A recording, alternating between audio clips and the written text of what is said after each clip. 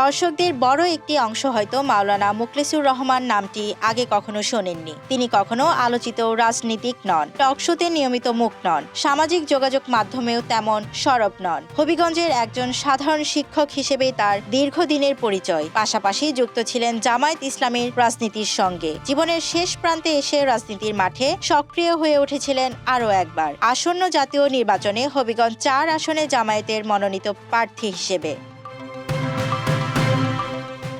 প্রাথমিক মনোনয়ন পাওয়ার পর বয়সের ভার উপেক্ষা করে মুখলেসুর রহমান ছুটে বেরিয়েছেন ইউনিয়ন থেকে ইউনিয়ন। স্থানীয় নেতাকর্মীদের সঙ্গে নিয়ে নিয়মিত গণসংযোগ, সাধারণ ভোটারদের সঙ্গে কথা, সংগঠনের কর্মীদের উজ্জীবিত করা সবকিছুতেই ছিলেন অক্লান্ত।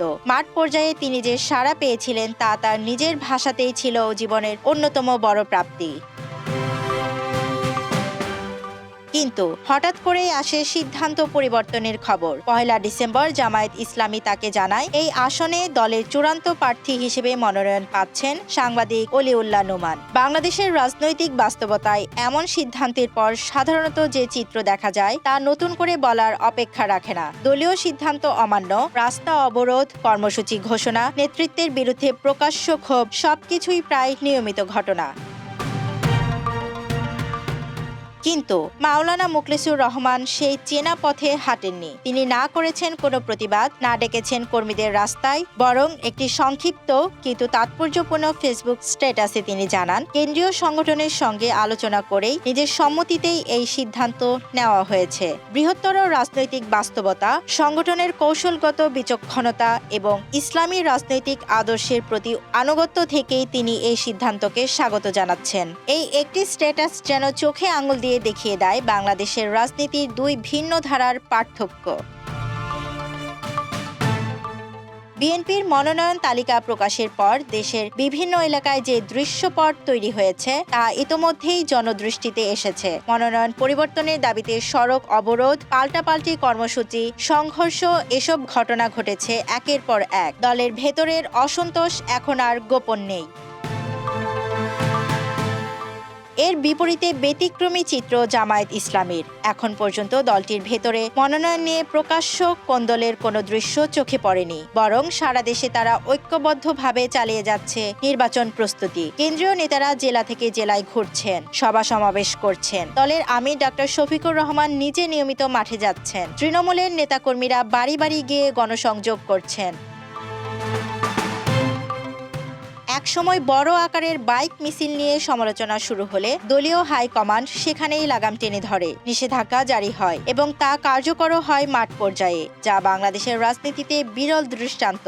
জামায়াত ইসলামীর শীর্ষ নেতৃত্ব থেকে তৃণমূল পর্যন্ত নেতাকর্মীদের জন্য ৩টি বিষয়কে সর্বোচ্চ গুরুত্ব দিয়ে এগোতে বলা হয়েছে। প্রথমত, ব্যক্তিগত পছন্দ অপছন্দের কোনো স্থান নেই। সংগঠন যাকে প্রার্থী করবে তার পক্ষেই সবাইকে কাজ করতে হবে। ব্যক্তিগত বিরোধ বা মনোকষ্ট নির্বাচন পর্যন্ত ভুলে যেতে হবে। দ্বিতীয়ত, আবেগ ও বিভ্রান্তির ঊর্ধ্বে উঠে কাজ করা। দলীয় সিদ্ধান্তই চূড়ান্ত, এ নিয়ে কোনো দ্বিধা বা বিকল্প ভাবনার সুযোগ নেই। তৃতীয়ত, ব্যক্তি নয়, দলই মুখ্য। ব্যক্তির চেয়ে সংগঠন বড়, এই মূল মন্ত্র নিয়ে এগোতে বলা হয়েছে সবাইকে। এই শৃঙ্খলাবদ্ধ অবস্থানই জামায়াতকে একটি রেজিমেন্টেড ফোর্সের মতো এগিয়ে নিচ্ছে। ক্যাডার ভিত্তিক দল হিসেবে এই বৈশিষ্ট্য নতুন নয়, তবে আসন্ন নির্বাচনকে ঘিরে তা আরও তীব্রভাবে দৃশ্যমান। নির্বাচনী মাঠের পাশাপাশি সাইবার জগতেও স্পষ্ট পার্থক্য তৈরি হয়েছে। অনলাইনে জামায়াতপন্থী জানা অজানা প্রোফাইলগুলো নিয়মিত ন্যারেটিভ তৈরি করছে। বিপরীতে বিএনপির অনলাইন অ্যাক্টিভিজম অনেকটাই নিষ্প্রভ। শক্তিশালী পাল্টা বয়ান এখনো গড়ে ওঠেনি। এ বাস্তবতা স্বীকার করেই বিএনপি মহাসচিব মির্জা ফখরুল ইসলাম আলমগীর প্রকাশ্যে বলেছেন, অনলাইনে কার্যকর প্রচারণা চালাতে না পারলে পরাজয় অনিবার্য। কিন্তু বক্তব্য আর বাস্তব কার্যক্রমের মধ্যে ব্যবধান থেকেই যাচ্ছে। মাঠের রাজনীতিতেও বিএনপি অনেকটাই নির্ভর করছে শীর্ষ নেতৃত্বের ব্যক্তিগত কারিশমার উপর। দলের ভেতরে প্রচলিত ধারণা, তারেক রহমান দেশে ফিরলে নির্বাচনী প্রচারণার অর্ধেক কাজ সম্পন্ন হয়ে যাবে, অথচ তার দেশে ফেরা এখনো অনিশ্চিত। নিজেই বলছেন এটি তার ব্যক্তিগত ইচ্ছার উপর নির্ভর করে না। এই অনিশ্চয়তা বিএনপির জন্য বড় ঝুঁকি তৈরি করছে।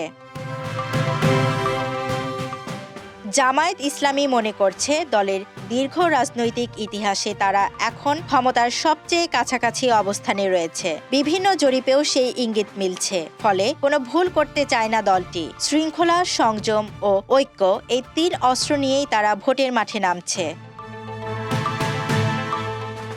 খরগোশ আর কচ্ছপের গল্পটি এখন নতুন করে মনে পড়ছে। কচ্ছপ ধীরে চলে, কিন্তু থামে না, আর সেই ধীর বিরামহীন অগ্রযাত্রায় শেষ পর্যন্ত ফল এনে দেয়। রাজনীতির মাঠেও ঠিক তেমনই একটি বাস্তবতা তৈরি হওয়ার সম্ভাবনা উড়িয়ে দেওয়া যাচ্ছে না। যদি সেই দৃশ্য বাস্তবে রূপ নেয়, তবে তা হবে বাংলাদেশের রাজনৈতিক ইতিহাসে এক বড় ঝড়, যার পূর্বাভাস হয়তো মাওলানা মুখলেসুর রহমানের একটি নীরব স্ট্যাটাসেই প্রথম স্পষ্ট হয়ে উঠেছিল।